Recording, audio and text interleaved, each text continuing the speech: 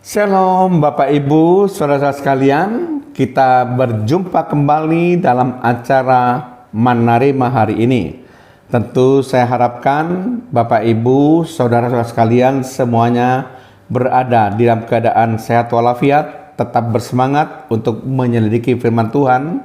Tetapi alangkah baiknya apabila acara Menerima hari ini dimulai dengan doa. Terima kasih Tuhan, kami boleh terus-menerus belajar firman, sekalipun merupakan renungan firman Tuhan singkat, tetapi ini dapat menguatkan kami, untuk kami bisa mengerti kebenaran firman-Mu lebih lanjut dengan bantuan dan pengertian yang diberikan oleh Roh Kudus. Sebentar Tuhan, kami akan mendengarkan renungan firman Tuhan singkat melalui acara Menerima hari ini, dan kami yakin dan percaya Tuhan, setiap yang mendengarkan Menerima hari ini diberkati oleh Tuhan. Di dalam nama Tuhan Yesus Kristus. Haleluya. Amin. Shalom Bapak Ibu, saudara-saudara sekalian. Topik kali ini yang akan kita bahas adalah Allah Tritunggal bagian yang kedua. Sekali lagi, Allah Tritunggal bagian yang kedua. Nah, di dalam Allah Tritunggal bagian yang pertama, kita membahas tentang asal mula istilah Tritunggal. Sedangkan dalam Allah Tritunggal bagian yang kedua ini, kita akan membahas secara khusus mengenai pengertian Tritunggal. Jadi untuk bagian yang kedua ini, sekali lagi saya ulangi, kita akan membahas mengenai pengertian Tritunggal. Apa yang dimaksud dengan Tritunggal atau tiga tetapi satu? Tiga dalam hal apa? Satu dalam hal apa? Secara sederhana, istilah Tritunggal dapat didefinisikan tiga pribadi ilahi atau hipostasis dalam satu hakikat atau ousia.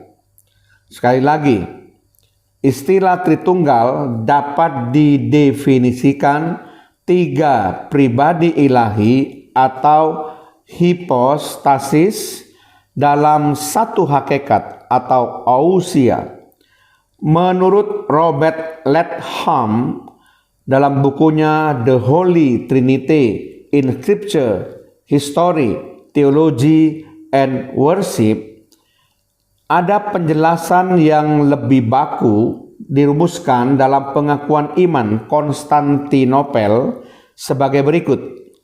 Kami percaya bahwa ada satu hakikat atau ousia dari Bapa dan Anak dan Roh Kudus dalam tiga kepribadian yang sempurna atau hipostasis.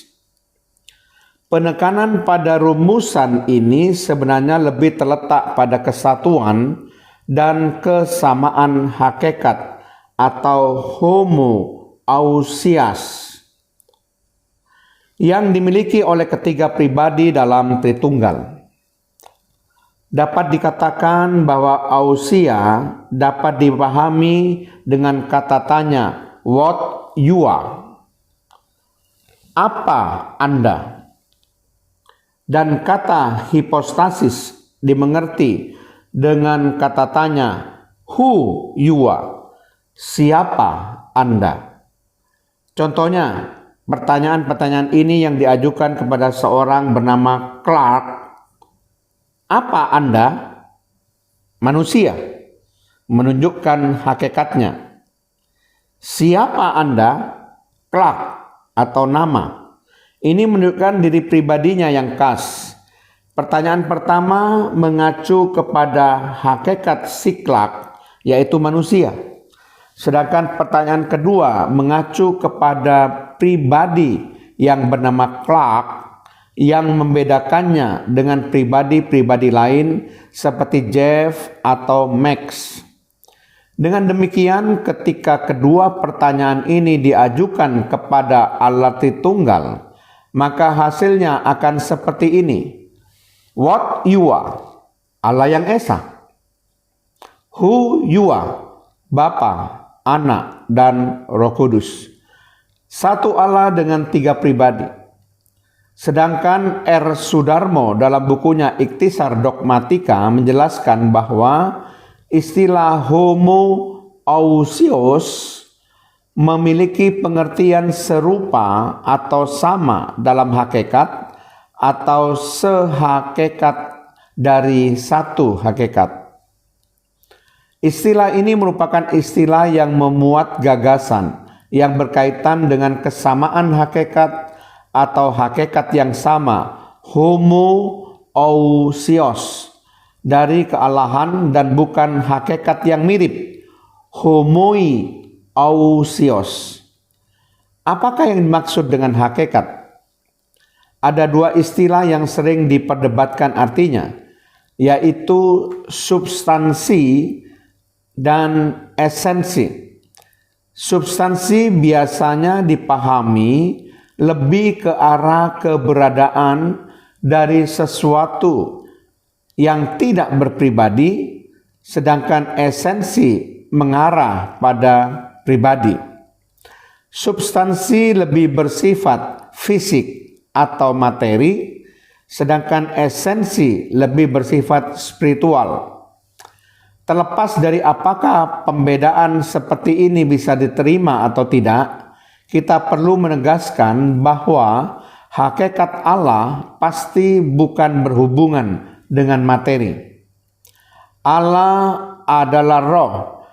Mari kita baca dalam Yohanes 4 ayat 24, Allah itu roh, dan barang siapa menyembah Dia harus menyembahnya dalam roh dan kebenaran. Juga dalam 2 Korintus 3 ayat 17 sampai 18 dikatakan sebagai berikut. Sebab Tuhan adalah roh, dan di mana ada roh Allah, di situ ada kemerdekaan. Dan kita semua mencerminkan kemuliaan Allah dengan muka yang tidak terselubung.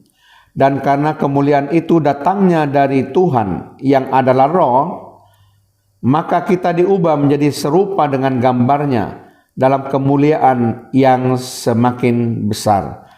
Nah, menurut kedua ayat ini jelas bahwa Allah adalah roh, sehingga tidak relevan kalau kita membicarakannya dalam konteks materi atau ruang. Di dalam Yohanes 4 ayat 21 dan 23 dikatakan, kata Yesus kepadanya, percayalah kepadaku, hai perempuan, saatnya akan tiba bahwa kamu akan menyembah Bapa, bukan di gunung ini dan bukan juga di Yerusalem. Tetapi saatnya akan datang dan sudah tiba sekarang bahwa penyembah-penyembah benar akan menyembah Bapa dalam roh dan kebenaran. Sebab Bapa menghendaki penyembah-penyembah demikian. Demikian juga dalam Kisah Para Rasul 17 ayat 24, Allah yang telah menjadikan bumi dan segala isinya, Ia yang adalah Tuhan atas langit dan bumi, tidak diam dalam kuil-kuil buatan tangan manusia. Jadi terlepas dari ketidakjelasan arti dari masing-masing istilah yang dipakai, doktrin Tritunggal dapat diterangkan sebagai berikut. Bapa, Anak, dan Roh Kudus adalah setara dalam hakikat. Di antara ketiganya tidak ada yang hakikatnya lebih tinggi atau lebih rendah. Ketiganya tidak hanya memiliki hakikat yang setara, tetapi juga hakikat yang satu. Tritunggal tidak mengajarkan adanya tiga atau banyak Allah yang bersatu. Itu adalah triteisme atau politeisme.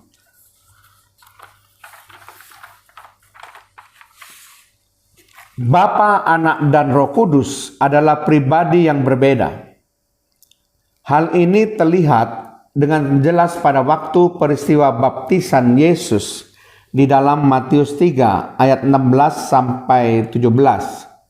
Sesudah dibaptis, Yesus segera keluar dari air, dan pada waktu itu juga langit terbuka, dan ia melihat Roh Allah seperti burung merpati turun ke atasnya.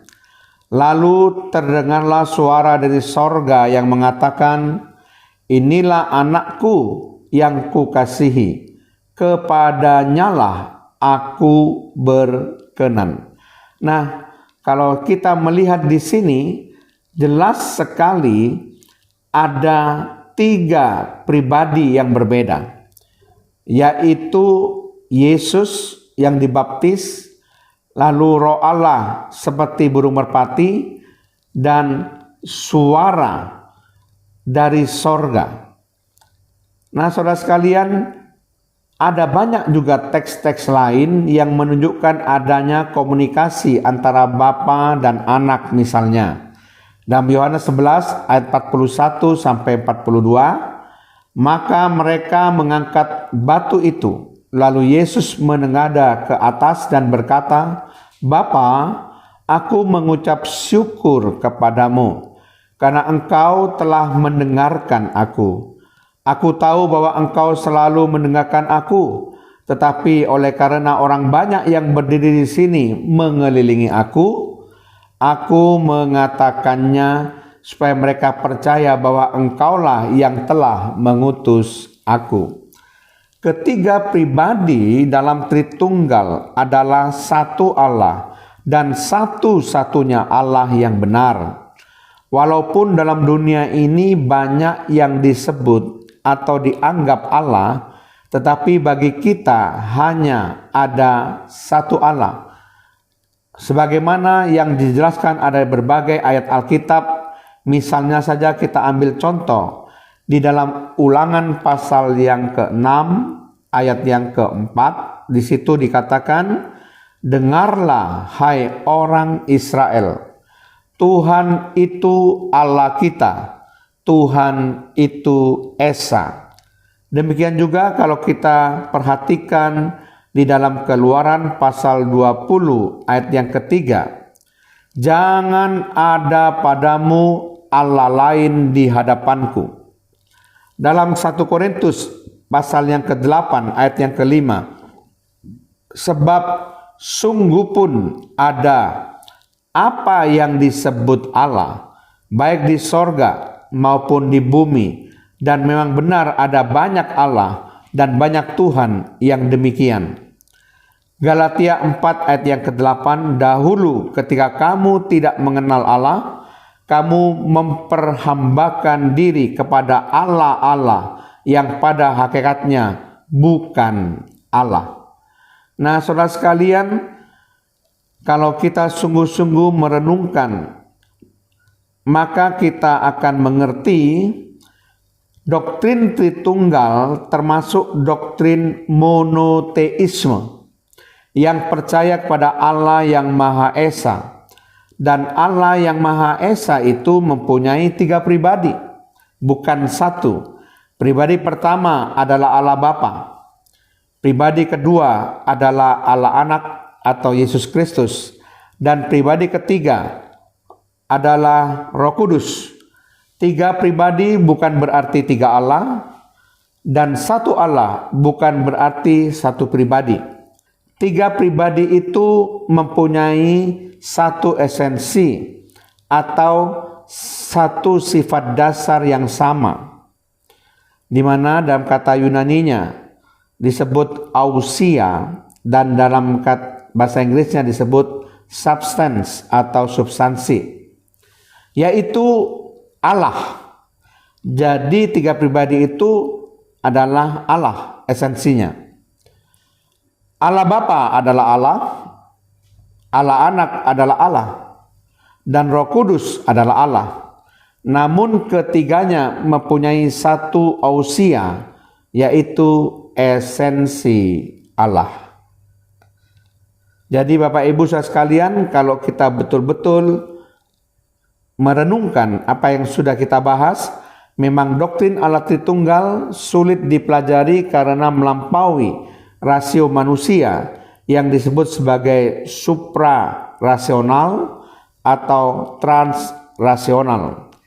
Ini bukan berarti bertentangan dengan rasio atau kontrarasional, atau juga bukan berarti tidak masuk akal atau irasional.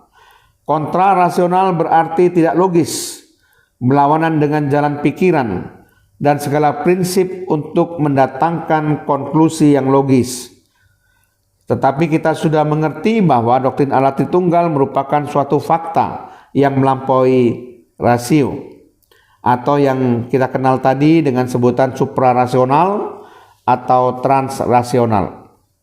Jadi kita sudah membahas mengenai Allah Tritunggal, khususnya pengertian Tritunggal.